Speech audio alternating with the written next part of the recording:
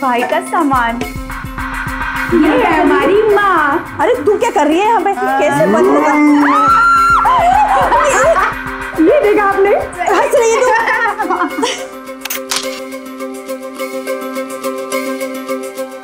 पापा, माँ। पापा। ऑटो आ गया, ऑटो आ गया। से हाय। चलो जल्दी करो, जल्दी जाओ। हाँ हाँ। मारो ना नहीं, मारो ना नहीं, मारो ना नहीं। अरे आ गया आप लोग, आ गया।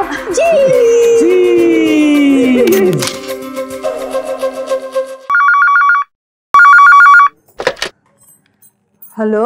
हाँ माँ, हम कॉलेज पहुँच गए हैं। अच्छा ठीक है।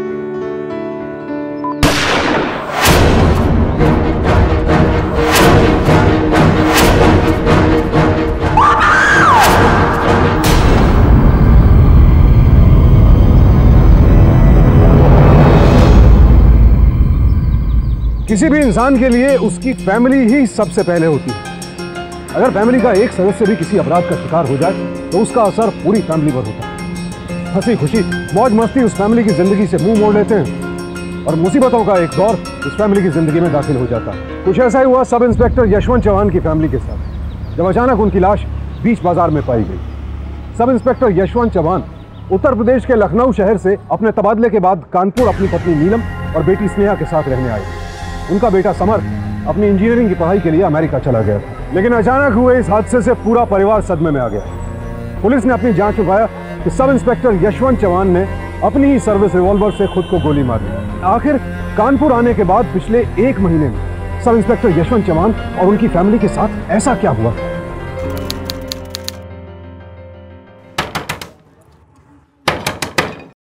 अरे समर की माँ, देखो कौन दरवाजा पीट रहा है। अरे हम देख रहे हैं। अरे आ रहे हैं भाई। 1 मिनट। स्नेहा, अरे क्या हुआ बिटिया? हाँ, इतने हाफ क्यों रही है? हाँ, क्यों पसीना पसीना हो रही है? बता क्या? इतना घबरा क्या नहीं है तू? अरे बोल ना, क्या हुआ? अरे बोल ना, क्या हुआ? बोल बोल। वो पापा। हाँ? वो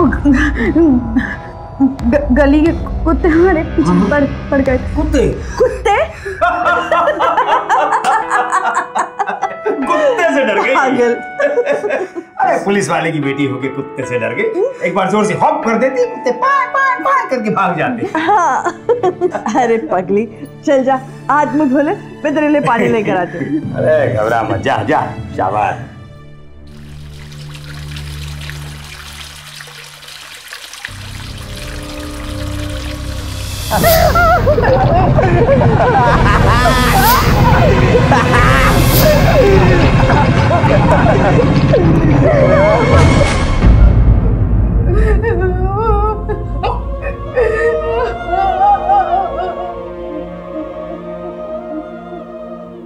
स्नेहा बिटिया, समर वीडियो कॉल पे है, जल्दी से आ जा।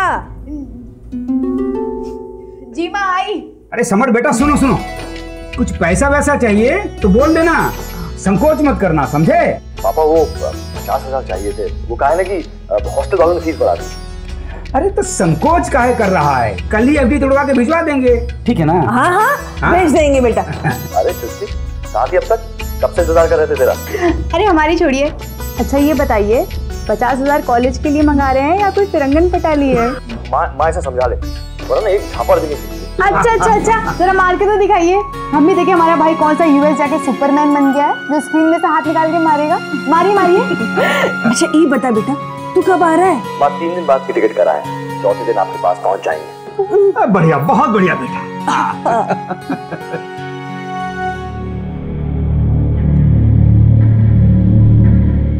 स्नेहा बिटिया, अरे बिटिया, पापा तुम्हारा इंतजार कर रहे हैं। हम कहे थे ना, आज वो तुम्हें कॉलेज छोड़ते हुए जाएंगे। अब जल्दी से तैयार हो जा, वरना देर हो जाएगी कॉलेज के लिए।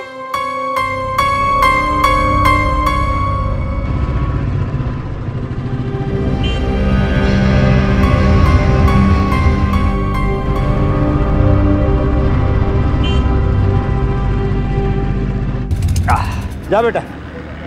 अच्छा सुन, ये बताइए तेरी छुट्टी कितने बजे होगी? जी वही 5 बजे तक पापा। ठीक है, क्या बात है बिटिया? हाँ यहाँ वहाँ क्या देख रही है? कुछ नहीं पापा, वो अपनी सहेली को देख रहे थे। अच्छा अच्छा ठीक है। अच्छा सुन, शाम को अगर इस तरफ आए ना तो हम तुझे लेते हुए जाएंगे। नहीं नहीं पापा, हमारा कॉलेज कोचिंग के टाइम पे ही छूटेगा, सीधे कोचिंग से पढ़ते हुए आ जाएंगे। ठीक है, जा जा जा।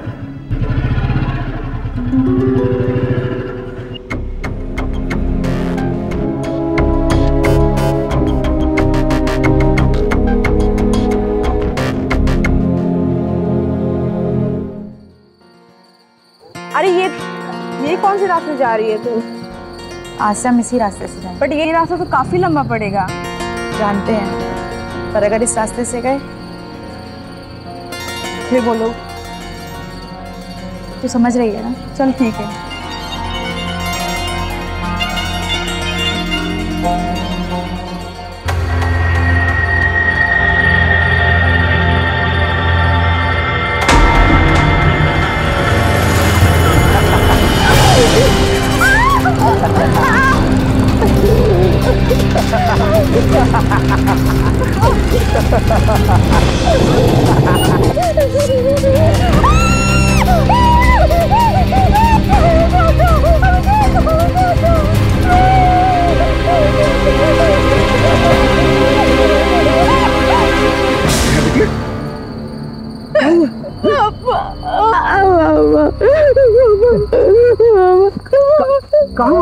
अरे काहे इतना डर रही है? कुछ बोलती काहे नहीं?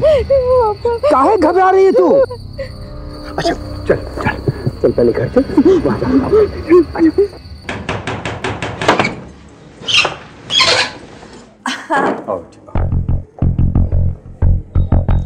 बैठ बेटी।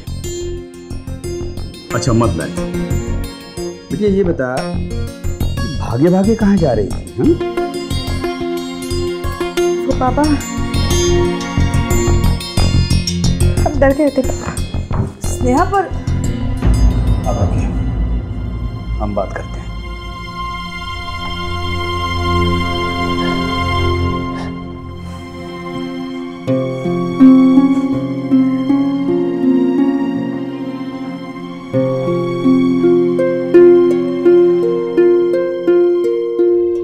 क्या बात है बेटिया?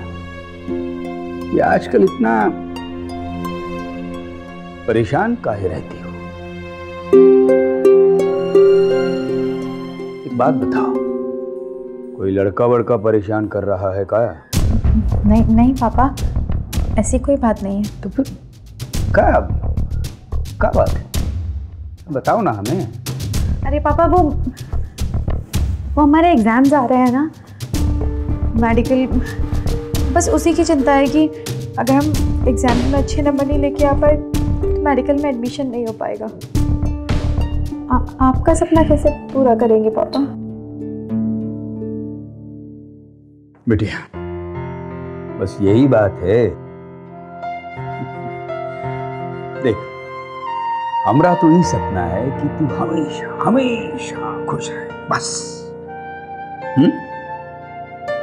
अब जरा हंस के बता, ये ऐसे। हमेशा मुस्कुराने वाली स्नेहा की जिंदगी में कुछ तो ऐसा हो रहा था जिसने उसे बेहद डरा दिया था। लेकिन क्या हो रहा था स्नेहा के साथ, और वो अपनी परेशानी, अपने डर की वजह अपने परिवार से क्यों छिपा रही? क्या उसकी चुप्पी का कारण सिर्फ ये था कि वो अपने साथ अपने माता पिता को परेशान नहीं करना चाहती थी? सच को छिपाने की स्नेहा की ये सोच उसकी बहादुरी नहीं, बल्कि एक बहुत बड़ी असावधानी थी जो आगे चलकर एक बड़े हादसे की शक्ल ले सकती थी। आज हमारे साथ हैं क्लिनिकल साइकोलॉजिस्ट यानी मनोवैज्ञानिक मिथिला देसाई।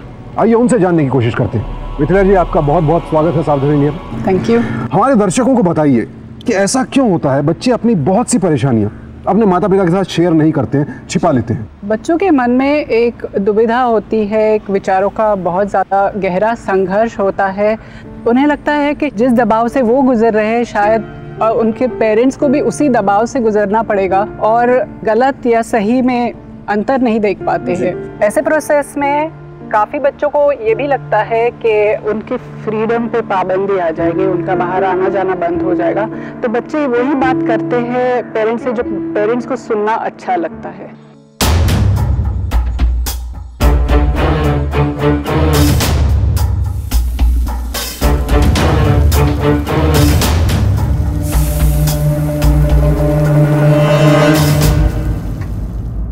बिटिया, ध्यान कहाँ है तुम्हारा? अभी तो सारी चाय गिर जाती। Sorry ma'am. अब जल्दी से चाय छान के अपने पापा को दिया, उन्हें ड्यूटी जाने के लिए लेट हो रहा है।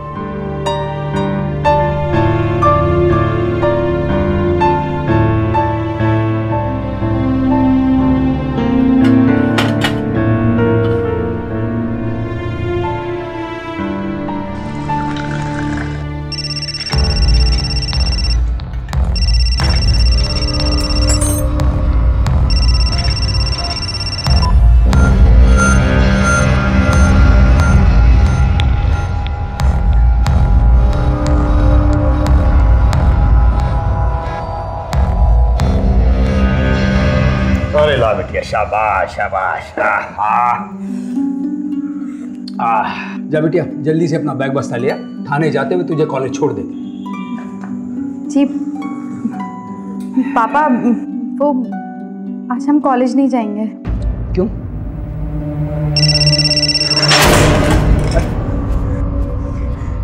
अरे क्या हुआ? आजकल बड़ा नुकसान करने लगी है तू। काहे डांट रही हैं? पता नहीं क्या बात है, हम तो समझ ही नहीं पा रहे। बात बात पे करने लगी है। कुछ नहीं, एग्जाम का फोबिया है बस, और कुछ नहीं। क्या? एग्जाम का फोबिया? अरे माँ पागल हो गई है क्या? हम सच कह रहे बेटा, तुम्हारे पापा कह रहे थे उसे एग्जाम का फोबिया हो गया है। अरे कोई फोबिया नहीं हुआ है भैया, पता है खूब जम के पढ़ाई कर रहे हैं हम। इस बार देखना इतने नंबर लेके आएंगे कि तुम्हारे यूएसए तक फेमस हो जाएंगे। वो तो परसों देखेंगे, आ रहे हैं फिर मिलते हैं तुमसे, ठीक है? ठीक है, तो फिर मिलके बात करते हैं। हमें लगता है कोई और ही बात है जो स्नेहा को परेशान कर रही है। आज पूरा दिन अपने कमरे में बंद रही, ना ही पढ़ाई की और ना ही हमसे ठीक से बात की। आप बात करके पूछिए ना, पता तो चले क्या बात है। स्नेहा बिटिया,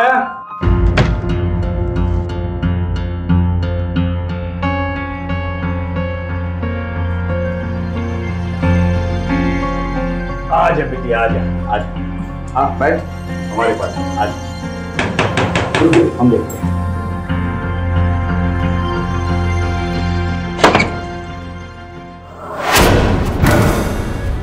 क्या काम है भाई? जी स्नेहा मैडम के लिए गुलदस्ता लाए हैं, जरा उन्हें बुला दीजिएगा।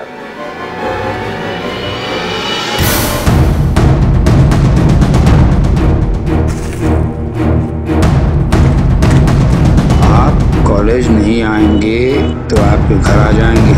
कल से कॉलेज आना शुरू कर दीजिए।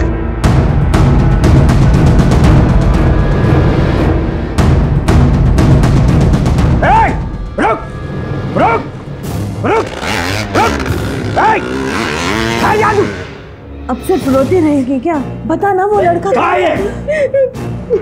ये सब कहाँ है? अरे दरोगा की बेटी हो गई, इतना डरपोक। पापा, अरे क्या पापा पापा? लफंगा कॉलेज में तुझे छेड़ता रहता है और तू एग्जाम का डर बताकर हमको झूठ बोल रही है। बेटी, सब कहाँ है? इतने दिनों से तू अकेली ये सब कैसे झेल रही? एक बार अपने पापा को बताया होता इन कमीनों को तो मैं।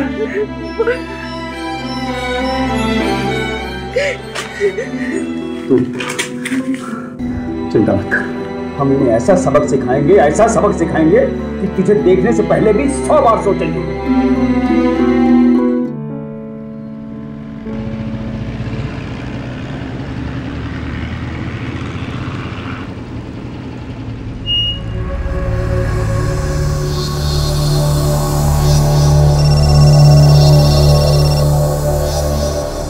हाँ, अभी आते हैं।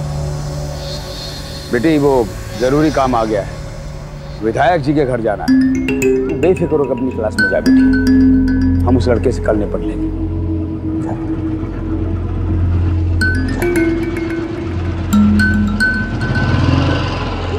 वर्मा जी, विधायक मनीला वर्मा की, विधायक मनीला वर्मा की, विधायक मनीला वर्मा की, विधायक मनीला वर्मा की, विधायक मनीला वर्मा की।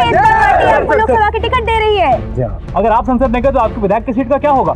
अगली बार इस सीट से युवा और जुझारू नेता गगन त्रिवेदी होगा ये हमारा। गगन भैया की, विधायक मनीला वर्मा की, गगन भैया की। अबे छोड़िए उसे आप जाइए विधायक जी के साथ। अरे मेरी बात सुनिए ना, आपको सुनता नहीं है क्या? आप जाइए नेताजी के साथ, उनकी गाड़ी के साथ, और हम संभालेंगे इसको। 2 कौड़ी का इंस्पेक्टर मुझे समझाएगा? चल भाग यहाँ से। मेरे नेता पे जूता मारेगा, मेरे नेता पे मारो साले को।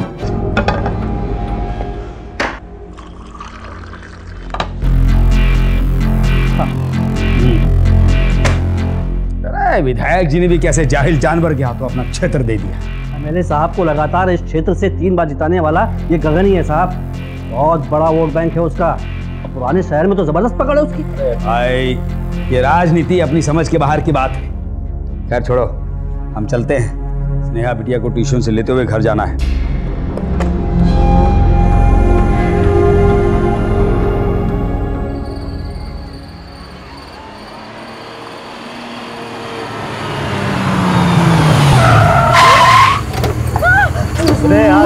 स्नेहा जी, गुड इवनिंग। बहुत अच्छा काम किए हैं जो आज आप घर से एग्जिट ली हैं। क्लाइमेट देखिए, क्लाइमेट बिल्कुल आपके जैसा।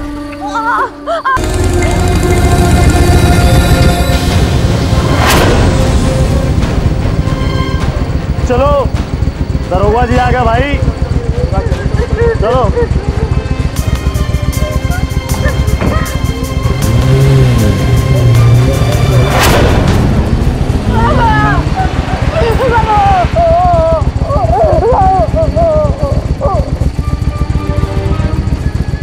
आखिर क्यों एक पुलिस वाला अपनी बेटी को बचाने के लिए इस तरह लाचार है? ये सवाल जितना समाज से जुड़ा है उतना ही सिस्टम से। लेकिन इस सवाल का जवाब क्या है? आइए कोशिश करते हैं इस जवाब को तलाशने की। आज हमारे साथ हैं सूजी बेन शाह, जो कि एक government approved family counselling centre स्त्री शक्ति केंद्र चलाती है, साथ ही साथ महिला आयोग की सदस्य भी रह चुकी है। सूजी बेन, आपका बहुत बहुत स्वागत है। सबसे पहले मैं जानना चाहूंगा कि कानून क्या कहता है ऐसी घटनाओं के बारे में? क्या पर्याप्त कानून है? सिंह साहब, ये जानना और ये समझना ये बहुत ज़रूरी है कि ईव टीजिंग एक बहुत बड़ा गुनाह है और एक अपराध है। करने वाला सिर्फ रोड साइड रोमियो नहीं है, लेकिन एक अपराधी है। इंडियन पीनल कोड में सेक्शन 294 और सेक्शन 509 ये बताता है कि महिलाएं FIR दर्ज कर सकती हैं पुलिस स्टेशन में। जब आप जाते हैं पुलिस स्टेशन में, NC नहीं दर्ज करवानी है, FIR दर्ज करवा रहा है, क्योंकि जब FIR दर्ज होगा तो ही इन्वेस्टिगेशन होगा। बस आप हमें अरेस्ट वारंट दीजिए, हम अभी जाके उसे। गगन भैया का हम कुछ नहीं उखाड़ सकते। क्या बात कर रहे हैं? उस कमीने ने हमारी बिटिया को बेइज्जत किया और आप कह रहे हैं कुछ नहीं उखाड़ सकते? स्नेहा बिटिया की तरह 20-25 केस हैं इन फाइलों में, और ना जाने कितने ही मर्डर केस हैं इन दूसरी फाइलों में। विधायक का हाथ है उसके सर पर। लेकिन सर कब तक हम? तुम चाहते क्या हो? कि वो तुम्हारी बिटिया को तुम्हारे घर से उठा के चला जाए, उसके साथ कुछ गलत करे? समझने की कोशिश करो यशवंत, अपनी बेटी की इज्जत के बारे में सोचो।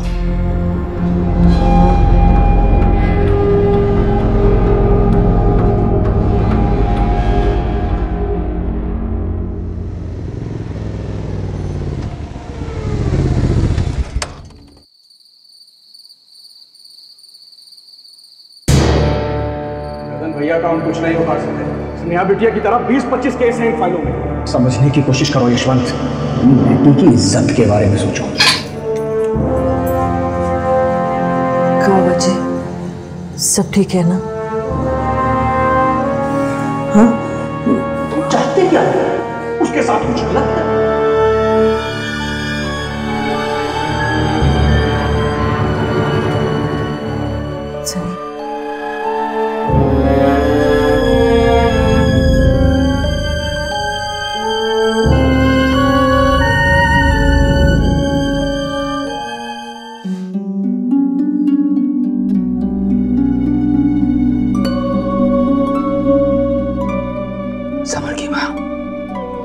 आज एक पुलिस वाला नहीं,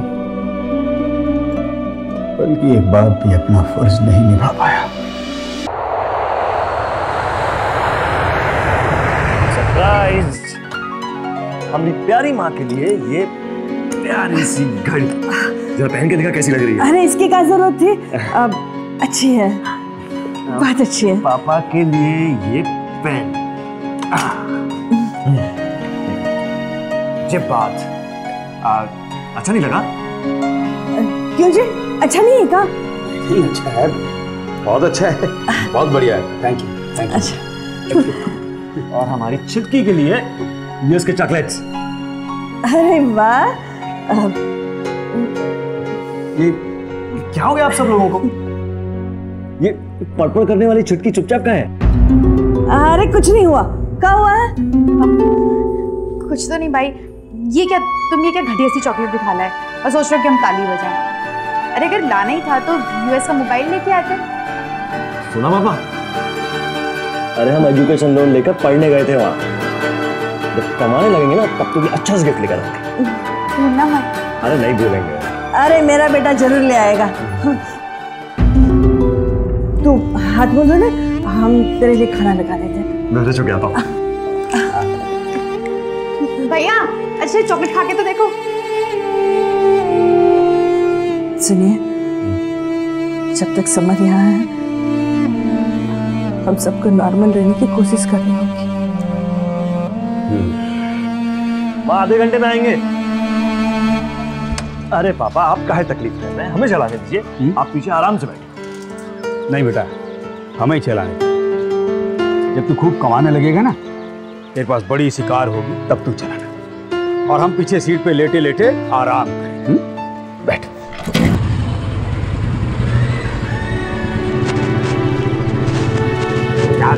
याद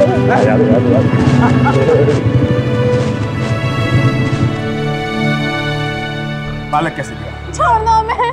रो मत, छोड़ दो, हमारी बात मान लो। अरे सुन तो लो, छोड़ दो प्लीज, छोड़ दो। एक बात, हमारी बात मान लो बस, मत रो ना, बस हमारी बात तो मान लो। काहे रो रही हो? बस हमारी बात। बेटा छोड़ो, आप जाइए। ये भी आप ही के जमन का फूल है?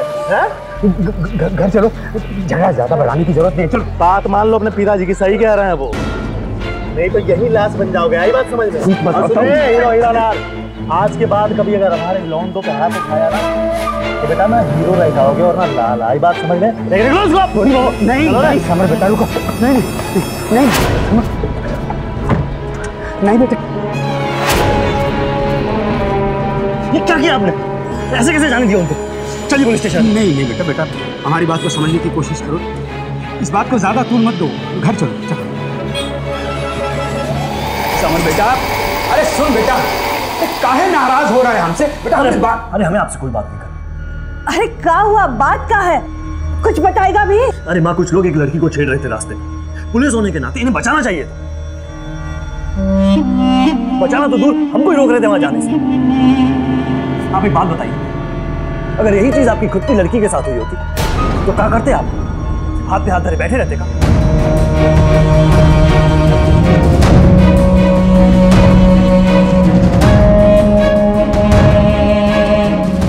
आपको ना हम अपना हीरो मानते थे, लेकिन आज जो कुछ भी हुआ ना,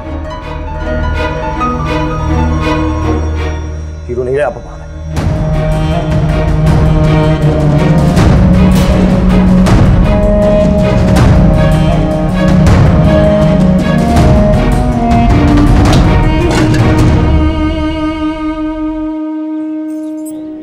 अपना ख्याल रखना। मेरी फिक्र छोड़, तू अपना और स्नेहा का ख्याल रख। खुश रह। और तू माँ को ज्यादा परेशान मत करना।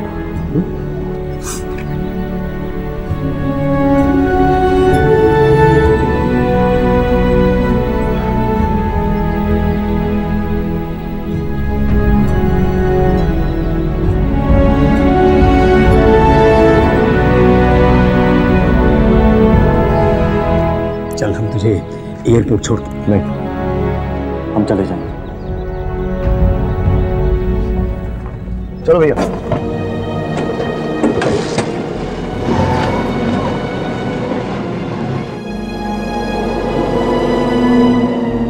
पॉकेट मारता है? अरे नहीं साहब, जेल में सड़ेगा तब पता चलेगा तुझे। मेरे ऊपर आरोप मत लगाओ। चल अभी आने दे साहब। अरे नहीं नहीं साहब, मत मारो। अरे जोर मत मारो। चल साहब, ये चलती बस में पॉकेट मार रहा था।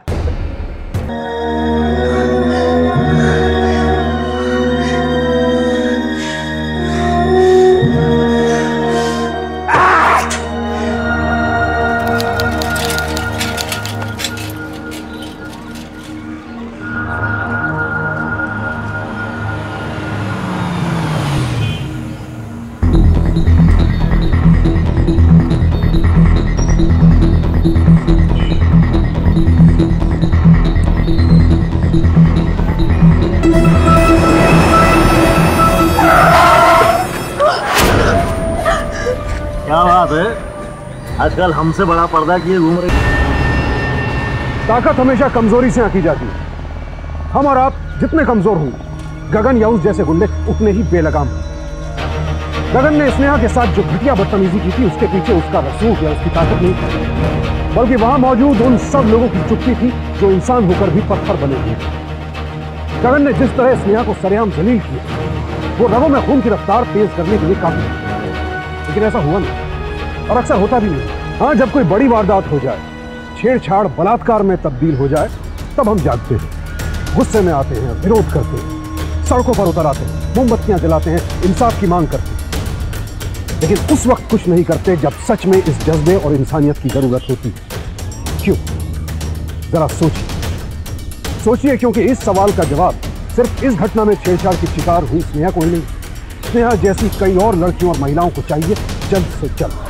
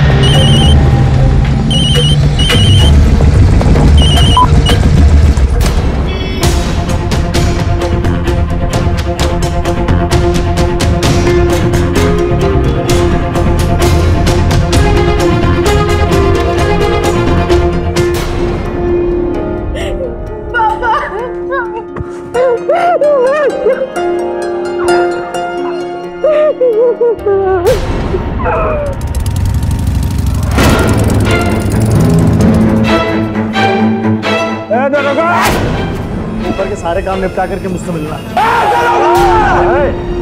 रुक जाओ बे, रुक जाओ। ससुर जी आया भाई, फादर का ड्यूटी निभा रहे हैं ये। पुलिस वाले हैं, पुलिस की ड्यूटी तो इनसे होती नहीं। हाँ चलिए रिक्शा, चलिए। ज्यादा फड़फड़ाने का जरूरत नहीं है, तुम इससे ज्यादा कुछ भी नहीं कर सकते। शर्म नहीं आती? पुलिस वाले होकर के भी हमारा कुछ नहीं उखाड़ सकते हैं। कहीं ऐसा ना हो कि बिटिया की इज्जत बचाने के चक्कर में अपनी वर्दी उतरवा लो। आई बात समझ में? चलो निकलो यहाँ से।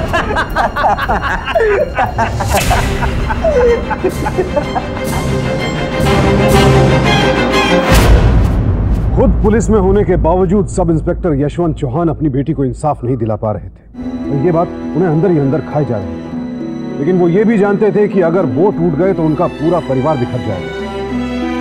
इसीलिए उन्होंने खुद को और अपने परिवार को संभालने की एक और कोशिश की।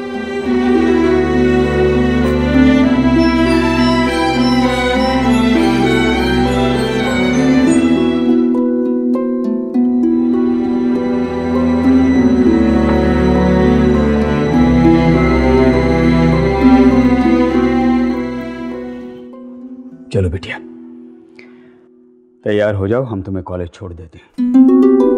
नहीं पापा, हमें कहीं नहीं जाना। चलो बेटा, हम चल रहे हैं ना तुम्हारे साथ। नहीं पापा, हम कहीं नहीं जाएंगे। देखो बेटा, तुम गलत नहीं हो, तुमने गलत नहीं किया, फिर काहे मुंह छुपाए घर में बैठोगी? चलो।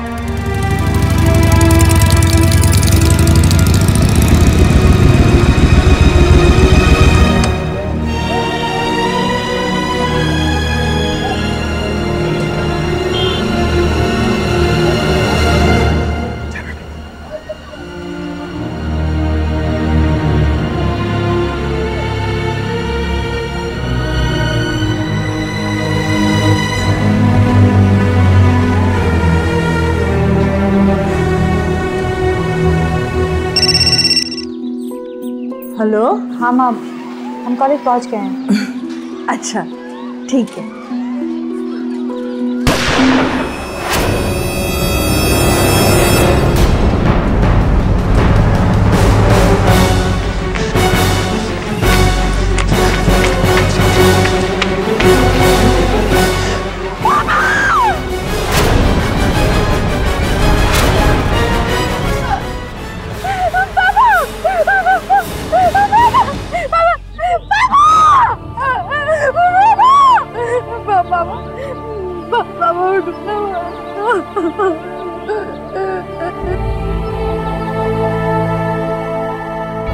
सब इंस्पेक्टर ने अपनी सर्विस रिवॉल्वर से खुद को गोली मारकर आत्महत्या कर ली।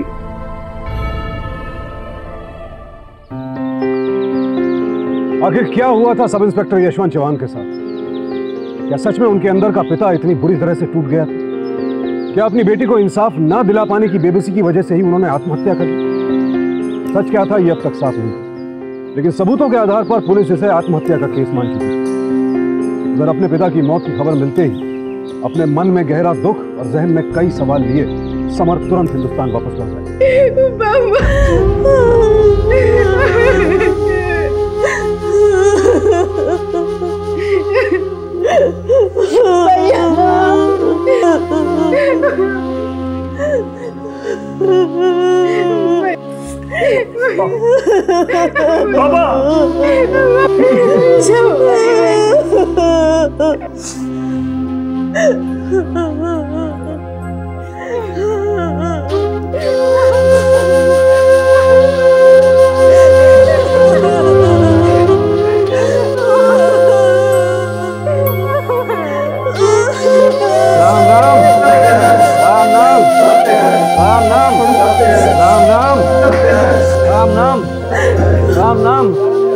राम नाम। अरे पापा, आप काहे तकलीफ कर रहे हैं? हमें चला दीजिए, आप पीछे आराम से। नहीं बेटा, हमें चलाने। जब तू खूब कमाने लगेगा ना, तेरे पास बड़ी सी कार होगी, तब तू चला। और हम पीछे सीट पे लेटे लेटे आराम करेंगे। पापा, आप हमेशा से मेरे हीरो थे और हमेशा रहेंगे।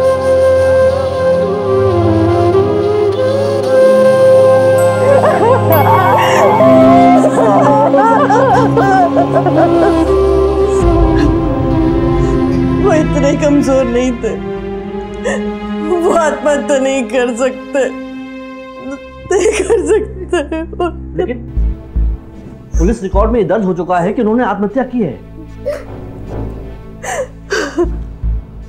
हाँ समर बेटा, तुम्हारे पापा ने आत्महत्या ही की है। रिपोर्ट भी तैयार है और चश्मदीद गवाह भी। एक बार मान लेते हैं कि पापा ने सुसाइड किया, लेकिन इसके लिए भी गगन ने मजबूर किया था। और जो उसने हमारी बहन के साथ किया, उसके खिलाफ कार्रवाई क्यों नहीं हो रही है इस बात के लिए? देखो समर बेटा, तुम्हारे पिताजी ने भी उसे सजा दिलाने की कोशिश की। क्या हुआ? वो बहुत पावरफुल है। एमएलए साहब का हाथ है उनके सर पर। देखिए, अगर आपसे कुछ नहीं होता तो कह दीजिए, हमको डीजीपी साहब से बात कर लेंगे। मिश्रा जी, आप ही समझाइए भाई। अगर मधुमक्खी के छत्ते में अगर हाथ डालेंगे ना, तो नुकसान अपना ही होगा, समझे?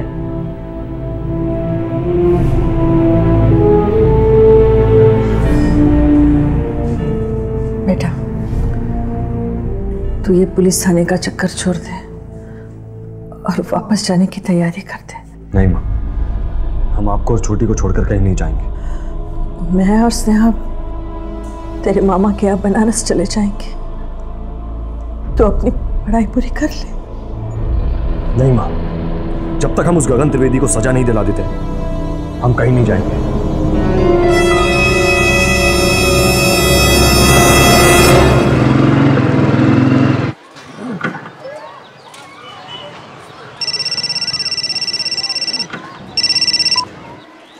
हेलो।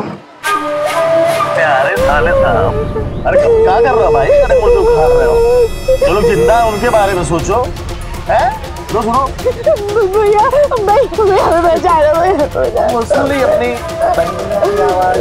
पहचानी कि नहीं? देख गगन, हम तुमसे कह रहे हैं, छोड़ दे हमारी बहन को। टच भी नहीं किए हैं अभी तक उसको। क्या करें? विधायक जी ने कंट्रोल में रहने को बोला है ना। गगन, हमारी बात सुनो। हम डीजीपी साहब के पास नहीं जा रहे हैं। बड़ा स्मार्ट है। देखो प्लीज हमारी बहन को छोड़ दो। छोड़ देंगे। पुलिस सड़क पे, बंद गाड़ी।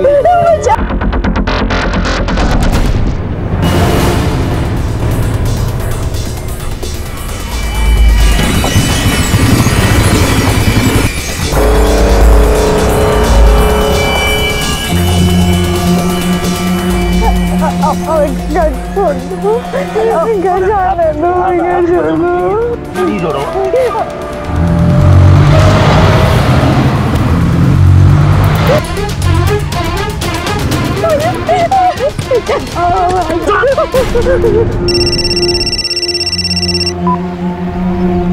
समझ साहब, वो गगन ने जानते हैं हम उसने क्या किया है। अब तुम इस मामले से दूर रहो। साहब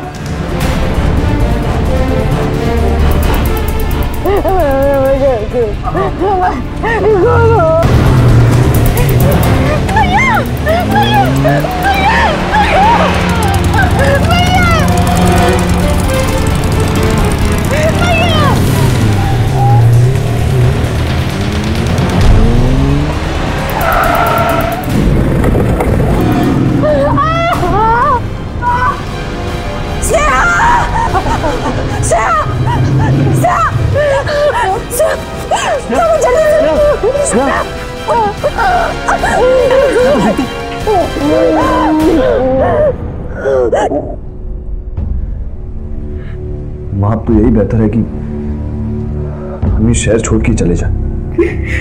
गगन जैसे लोग तो हर जगह है, कहां तक भागेंगे और कब तक भागेंगे। अच्छा तो तब होगा या तो हम खुद मर जाएं या उन्हें मारते हैं, जो इन सब की वजह है। अब तक समर को किसी और शहर इस सब से दूर चले जाने की सलाह देने वाली नीलम के दिल में भी गगन के बढ़ते जुल्मों को देखकर अपने पति की लड़ाई जारी रखने का जज्बा पैदा हो गया। लेकिन अपने परिवार की ये दुर्दशा देखकर क्या समर अपनी मां की बात का समर्थन करेगा या पीछे हट जाएगा? समर बेटा, गगन जैसों से भिड़ने के लिए सिर्फ जोश और हिम्मत से काम नहीं चलेगा। तो आप ही बताइए क्या करें। साला मन तो करता है गोली मार दे जाके। गोली तो उसके लिए बहुत आसान सजा होगी। अरे असली सजा तो तब होगी जब सारी जिंदगी जेल की चारदीवारी के पीछे गुजारे और हर पल सोचता रहे कि हमने बहुत बड़ी गलती की है। हाँ, एक तरकीब है हमारे पास। सर, सारा शहर हम पर थू-थू कर रहा है। हम अपने डिपार्टमेंट के लोगों को न्याय नहीं दिला सके तो क्या करें हम? गगन ने 20 लोगों के सामने इसकी बहन के साथ बदतमीजी। जब तुम्हारे बाबूजी ने उसे बचाने की कोशिश की तो जानते हैं क्या हुआ उनके साथ? अरे भाई दरोगा जी, अरे जय हिंद हुजूर। जय हिंद। पुलिस की ड्यूटी छोड़ करके बिटिया की बॉडीगार्ड बन गए। कितनी भी गाड़ी कर लो हमसे बचा नहीं पाओगे। और आज हम अपने थप्पड़ का बदला लेंगे। तुम्हारी बिटिया के साथ सुहाग रात मनाएंगे और यहीं तुम्हारे सामने से तुम्हारी बिटिया को लेकर के जाऊंगा और तुम सिर्फ देखते रह जाओगे।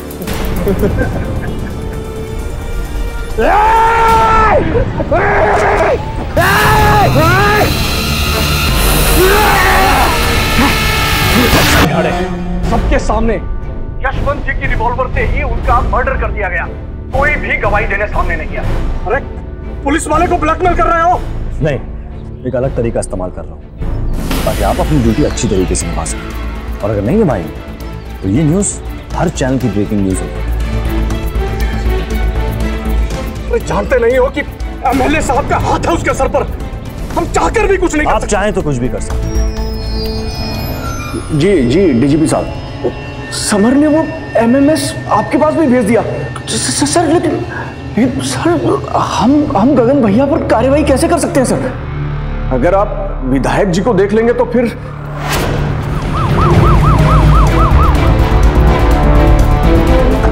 पकड़ो सबको, घसीट के लाओ वालों को।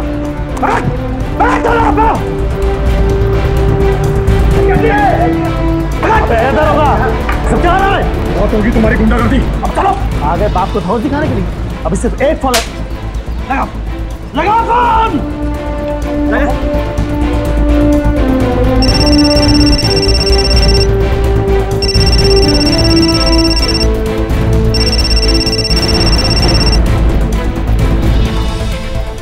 थाने में फोन लगाना है। चल